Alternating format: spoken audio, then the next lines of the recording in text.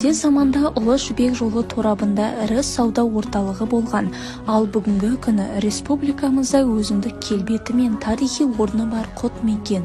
Жамбыл облысының құрылғанына 85 жыл толуына орай туы биік, тұғыры берік Жамбыл елі атты библиографиялық көрсеткішті оқырмандар назарына ұсынамыз. Жамбыл облысы қазақтың кең байтақ даласындағы басын ақ қырау шалған Айбынды Қырғыз Алатауы мен Талас өзені, қойнауы маңыраған малға, жайқалған егінге толы Қаратау бөктерінде орын тепкен өлке.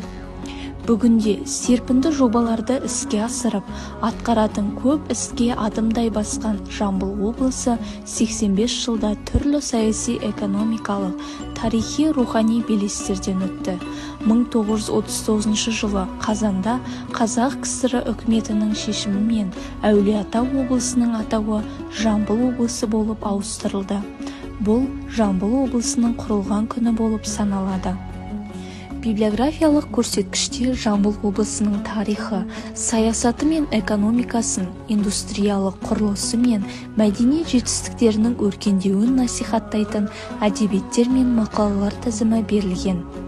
Көрсеткіштің мақсаты мерзімді басылымдар мен жинақтарда жарияланған Жамбыл облысының ақпараттарымен таныстыру.